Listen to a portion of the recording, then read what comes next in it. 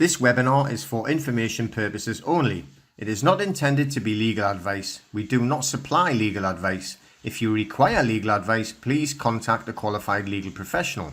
All information in this webinar is private. All results can be different, and your actions or results are your own responsibility. We cannot be held responsible for other people's actions and or results. Done to us, because this, right, everybody calls it a matrix, and it is a matrix. It truly is a matrix, right? Now, if we take it back to Boniface the Third, I think it was, when he created the first ever trust, and it was not only the first trust, but it was the largest trust in known on earth, the Unum Sanctum, where basically it was like one holy church. This is what he stated. Now, he called it, or everyone else called it, the dead earth hologram, because it just made everything false. So nobody in the entire world owned anything. It all belonged to the church or to him, basically. Nice guy. All right. So that was like the first ever like trust that was to actually take everybody's property off them.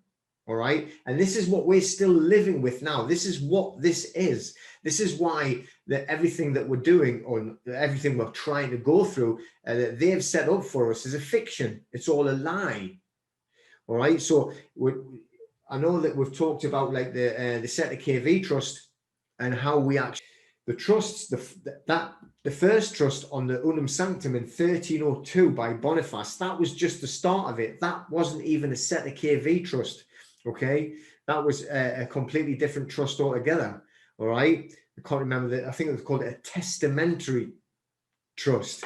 But the first Cestui KV trust, that was done in 1455, again by another pope. All right, called the Romanus Pontifex. Okay, this is all the way back there. These are the same people, right? The same families that have been running this. You couldn't get to be a pope unless you were part of the Venetian black nobility, right? You were a bloodline of the black nobility, or you weren't getting anywhere in the world, and that's a fact, and it still is, right? We need to find out, like I say, it was Pope Nicholas V, and he was the one that did the Romanus Pontifex. Now that was the first crown. There's 3 crowns, all right? Now, what are we fighting? We're fighting the Crown Corporation. The first crown, right, that was in 1455 by Nicholas V. That was called the Crown of the Land. That was when they actually claimed all of the land, the same as what Boniface did with the 1302 Unum Sanctum, all right? But that was like another testamentary trust through a deed. And basically, that was the first Cestui KV trust. And that there basically deprived anybody through birth, deprived you of the land or any benefits from the land. So that was taking all the land off of the people, off of us through birth. Okay. Then the second Cestui KV trust, that as well, that's when they first started using the term for a perpetual remembrance. For a perpetual remembrance. That means it never goes away. All right. So I've spoken about this before, but if there's one guy that you'll see, I've seen a few photographs of him, and I've seen on a news shot of him years ago, and he is called the Remembrancer, because he's in charge of the perpetual remembrance. Now, that is the only person ever that is allowed to sit in the House of Lords and the House of Commons and in with the Queen. The same guy. And he wears this big red flowing gown. He's got one of them stupid wigs, right? Like, it looks like an old-fashioned judge. And he's called the Remembrancer. And he's in charge of the perpetual remembrance. Okay? So, the next one, right, in 1481, which is called the Aeternae Regis, right? That's the crown of the Commonwealth, which was given to Spain initially. That was the second Cestui KV trust. So the first one, that took all the land off everybody through our birth. This one, the second one, it actually claimed your body, right? So the second one claimed your body through birth. It's terrible being born. All right. So on there, basically, you were now a Roman person. A Roman person. That is what it actually explains it as. So if we look at all of these acts of parliament, any statute legislation, it all belongs to a person. Okay, a person. And then if we take it even further back into ancient Greek, a person, what is a person? A person is someone who wears a mask wearer. That's what the word person means in ancient Greek. Now that there, okay, that the second set of KV trust, which was called the body crown, that made all of us Roman person or Roman slave to the Vatican. Okay, so the third one, which was the convocation crown, that is the one that took your soul. All right, that was in 1537 on the third set of KV trust, and that was taken by baptism. So I got baptized. That was by Pope Paul III. So he set it up there. So I had on the third set of KV trust, the first one they took the land, the second one that they took your body, and on the third one they took your soul. So they took the whole lot. Now it does state, I read it somewhere, that the setter, it was either in Greek or Latin, ancient Latin or ancient Greek, stands for 6. I'm sure I had read that on there. And also when I was listening to another one, I can't remember who it was now, and they were saying it stands for 6. And there's the 3 set of KV trusts, 6, 6, 6. Which can be a good number as well. It depends on what you want to do. Reverse it around. It's not for us to actually say what it is now. But what I do want you to pay attention to is the last one, right? Which is the one that they really said they were claiming all of the souls that were lost at sea. Okay, so they were claiming them for the Holy See, as in SEE. But what they were saying is when they were lost at sea, it was SEA. But right, what we need to know is how it's come about and why it's came to England and to Europe, and it's all through the same family, right? This is going back to biblical times. I know a lot of you might already know it, right? So you had the 3 crowns, which was the 3 set of KV trusts, but that is not the set of KV Act. Now everybody says the set of KV Act of 1666. Most people have known that. But the first set of KV Act in England, all right, was in 1540. All right, so it wasn't 1666, it was 1540. And that was by Henry VIII. Okay, so what they did was the third crown, the convocation, right? Now, Henry VIII got assisted to take that third crown from the Vatican, right, by the Venetians. Right, now you must have heard me talk about the Venetians before, right? The Venetians actually set it up so that they could give Henry VIII the third crown, the convocation crown, which is the souls. So what happened was he split. You'll know that he split from the Roman Empire. You'll know that he split from the Pope. So then he was given the ecclesiastical power by the Venetians. We've got to remember, the Venetians are the one that creates the popes. Without the Venetians, there is no pope, right? But they actually give the third crown and the ecclesiastical power to Henry VIII. So now he could take all of the souls and hold them for eternity. All right. Now, still now, all of them baptism certificates right the way back are all still kept in the Vatican. So Henry VIII, he was basically he was leader basically of the Vatican, even though he was saying he was split from Rome. So what he did when he split from Rome, he actually took all of the land for himself, as in the popes had said that it would belong to the church. He said now he was the leader of the church. He had the ecclesiastical power. So he closed down all of the churches in England, which you got, if you want to think about it on our terms today, you'd have you'd have Roman Catholics and Protestants. All right.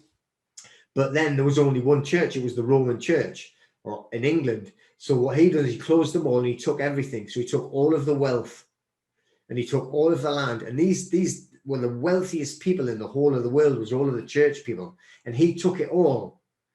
So he used Thomas Cromwell, right? Now, Thomas Cromwell, not Oliver Cromwell from the Roundheads and the Civil War. Thomas Cromwell, he used him and he actually stripped all of the land, land from the churches and all of the wealth. And he was in charge of taking everything. He was an extremely powerful person. Thomas Cromwell was probably the second most important person in England below the king, right? And the only reason why he fell out of favor with the king, I can't remember her name now, it was one of his last wives, who apparently was an ugly person, right? And because Thomas Cromwell actually arranged the marriage, Henry cut his head off. So, but anyway, that's got nothing to do with there. But that is how this has been set up. And this is all to do, right, with the Cestui KV trusts, okay? So what he done as well is he murdered, not that I care, but he murdered like thousands upon thousands of priests and just took everything for himself, which is why the crown still owns everything now. Obviously, Thomas Cromwell, when he assisted in what was called like the Reformation of England, going back to where the crown came from, and this is where it really came in. This has been played on all the way through by these Venetians. Okay, so the crown itself, right, the convocation crown, which was the third crown for the souls, England lost it in 1816 because they were deliberately made bankrupt by the Venetians. So they got Henry VIII, the crown, knowing down the line, and they've been planning this for like thousands of years. What they're doing is they do this and they do this and they do this all the time, all right? Then in 1816, they lost the crown. The crown, and this is the crazy part, right? The crown was awarded to the Temple Bar in London. So now the Crown Corporation is the Temple Bar in London, okay? The Temple Bar, and it's the City of London. So you know the City of London is actually a country, a state on its own inside of England, inside of London. That square mile, right? That is the same as when you go to the Vatican, it's its own country. You go to Washington, D.C., it's its own country. That square mile, look, the City of London, and it has the crown, right? The third crown, and it still has it to today, the convocation crown. And that's, so they are now entitled to like take all of our souls. Now the bar, the English bar, okay, which is like the British accredited registry, and doesn't matter what kind of solicitor it is, or if it's a barrister, like the attorneys or whatever they are in the United States, if they are in the bar, then they are registered British. Doesn't matter where they are in the world, Australia, New Zealand, Canada, America, if they are an attorney under the bar, if they've been accepted onto the bar, they are an esquire, right, in Britain. That's what their title is, okay?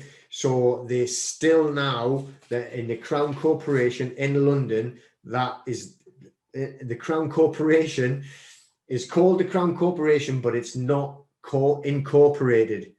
Right? You know, if you open up a limited company, you incorporate yourself, okay? So you set up a limited company and you'll be the director. The Crown Corporation is not limited. It's not registered on, what do you call it, on Company's House in London, because it's private, okay? It's completely private. So it was Henry VIII. Now he did like the first Cestui KV Act, not the trust, the first Cestui KV Act in 1540, aided by the Venetians, right? The Venetians are the Phoenicians, from Phoenicia. So we actually still, it's the language that we are speaking. It's not English. It's a lot of it is like Phoenician words, and it's all a play on language. Okay. So if you look at even the word language, and it starts off, break it down. The first part, lan, right? That word lan, right? It's actually coming from Oriental mythology, and it means a monster that protects the noble ones. So the first part of language, lan, it's a monster that protects the noble ones. Okay. Now the middle of it is gu, lan gu, right? Gu is a god of war. That's from, it's an African deity, right? So you've got lan, a monster that protects the noble ones. Gu is the god of war. And age, the last part, AGE, okay, it can either be ages through the years or the ages of the zodiac. So the word language, right, what it breaks down to is a monster of war that protects the noble ones throughout the ages. So they're using language to actually disguise themselves, basically, is what that's saying.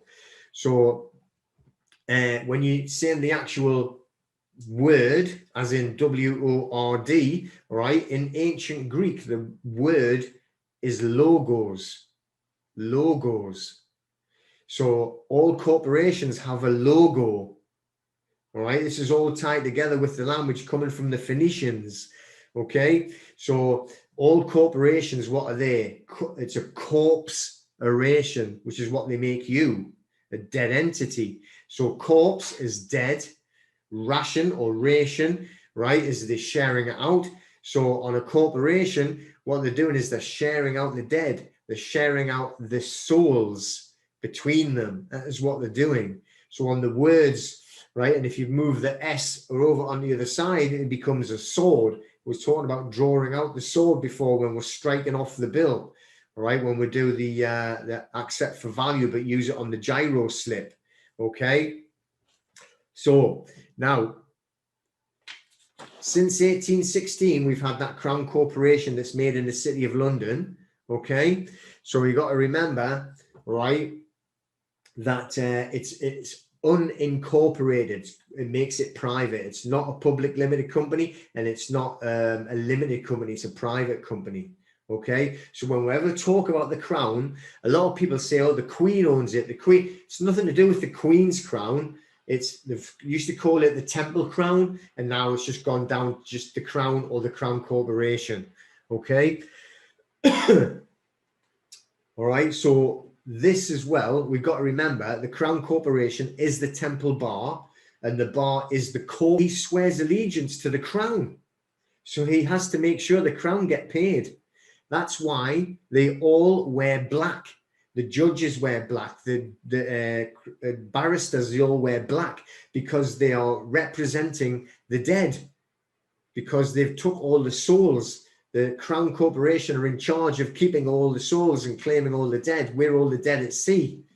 So I just want everyone to know how big this is, how huge a lie this is.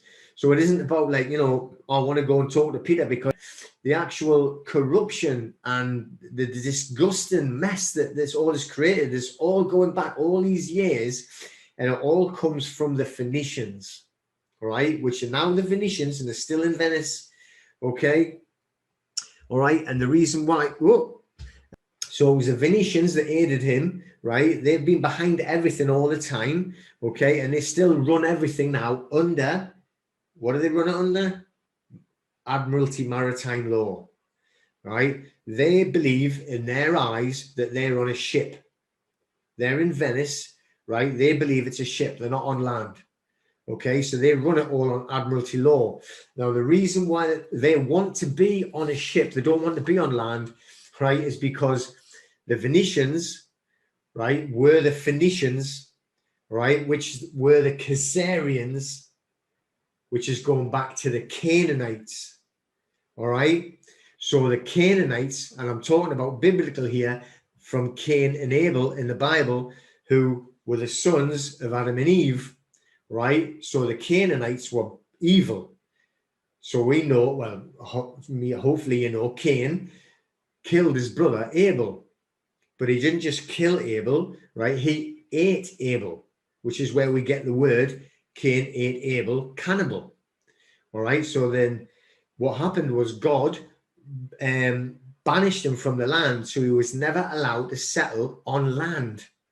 So that's why they always traveled around. So you had the going, like I say, the moving, and they went into Middle Asia, and there were the Khazarians or Khazarians, however you want to pronounce it. And then from there going over to Phoenicia, which was around the Mediterranean, and they had an empire there. But on the Phoenicians, funnily enough, they never ever, they killed everybody, by the way, but they never ever did anything to the Israelites because they were related, and they used to intermarry all the time. All right, because that was still their bloodline. Now, when they were the Khazarians, they actually got invaded by it wasn't Russia, it was, but it was Russia, if you know what I mean. But not what we think of it now, right? And he actually, because they were such a hideous blood cult, which is coming back from the Canaanites, right? That they were still sacrificing children, okay, and they were like killing the children, eating the children, drinking the blood, all right, which is like going to adrenochrome, right? This is where it's all coming from, right? All leading, right, to what we are now. So they've went from the Canaanites to Khazarians to the Phoenicians to the Venetians, and then it's the Venetians that have set up the Crown Corporation, and through the Venetians rule the world through the Crown Corporation. And the Crown Corporation are in three: London City, the Vatican, and Washington, D.C. Right? So on the Crown Corporation, where it is right now, like in the City of London, and it's all ruled out that way, which is where all and what they've done is they've actually completely bankrupted the entire nation. And then they've went on to the next one and the next one and the next one, till everything now is completely bankrupt, and all of the central banks run everything, which is why we're in this situation. All right. So a long-winded way, but I wanted like everyone to be at least on the same sort of like level of knowing that we're not just going, I don't want to pay my council tax anymore, which is a noble thing, right? But it's a big battle that we're in because of what they've done to us, and they've done it for thousands of years. This reset that they're trying to push through now, they've done this loads of times. If you see some of the photographs and some of the film footage, right, you see these, and it's showing you these amazing buildings, and they're trying to say, and there's no people around them, right? And I'm talking about the old photographs, because basically they've been getting rid of populations all the time. I mean, World War I and World War II, it was just to kill people, right? They didn't need to do that war. There was no reason for it, right? It's got nothing to do with money or power, because they own everything. It's just like, we need rid of more people. Go kill them. It's why you've got, dickheads like him who's just bloody died, that prince, whatever he was, Philip, and then his son. And they still say the same thing. We need to like control the population. We need to like population control. What does that mean? It means they want to kill people. That's what it means. So anyway, right? So as I was telling you, the reason why they're on Venice was because they think that they can't be held accountable if they kept themselves at sea, which is why they run it under Admiralty law. If they're not on land, they're at sea because they're in Venice. So that's why they stay there. They think that they're not breaking God's laws and that they can be protected on Venice. So their names, this is the names. This is the Venetian black nobility. These are the people that there's 13 families that run the entire planet. Okay. Farnese, Somaglia, Este, Conti, Chigi, Breakspear, Orsini, which are the head, Medici, which has been a lot of popes called Medici, Borgia, a lot of popes called Borgia or from that family, Gattani, Palafresiniti, Borghese, and Aldo Brandini. Okay, now that's the 13 bloodlines, all right, and the real rulers of the world. Now, I've seen other people like come up with names that are like, saying, the Rothschilds and the Rockefellers. Now, they are extremely powerful people, but they are just running the banks. They were put there, right? I will put a list. That family, they was ones that set up the first Cestui KV Act in 1540 in England with Henry VIII. And then it was redone again by Charles II, I do think it was. And that's the 1666 one. That's the one that everybody knows. Now, again, the 1666, right, that was a reset as well. Okay? So in 1666, they had the Great Plague, right? And it was going right the way through England. So everybody was wearing masks. They all had a social distance, and they were all getting isolated in the homes if they had anything. Does that ring a bell? This was 1666, right? So what they did at the same time, they had the Great Fire of London, which wiped out like thousands of people. And they blamed a guy who we called Thomas Faino. I'll say his name, Faino, something like that, Thomas Faino. And they said he was a baker in Pudding Lane, and it was his fault. You know, they burnt the whole place down so they could get rid of people. And at the same time as well, they set the place on fire, and everybody was trying to actually like put the fire out and look after everything. That's when they did the second, or the updated Cestui KV Act of 1666. Now, it's still in force today. You can go on to gov. Or whatever it is, gov. What is it? Whatever it's called, and the UK government website, and it's still on there. And that still declares that everybody, right, is lost at sea. Now, part of the L&D, that when we send this off, and it's saying it's to prove life to them, prove that we are not dead at sea. But also, right, if you look at it and you think about the Venetians with Henry VIII, he changed it, right? So he was saying, prove that you are not lost at sea, S-E-E, as in the Holy See. So not only did you have to prove you were alive, you had to prove you weren't a Catholic. Okay? And that would give you what they're called equity. So when we're talking about equity, we're talking about remedy. All right? This is where you would go to Chancery Court. So agency's chasing you. But actually, it's not, you know. It's good fun. So what you have to do is you have to get rid of the fear and not be bothered about like what anybody else thinks, or because it's just a job, and to them it's just a game, and none of this money is real, right? It's monopoly money. All it says on there is I promise to pay. It doesn't say that this has got £20 value, right? It says I promise to pay at some time in the future. So you've got to play at their game, okay? Which is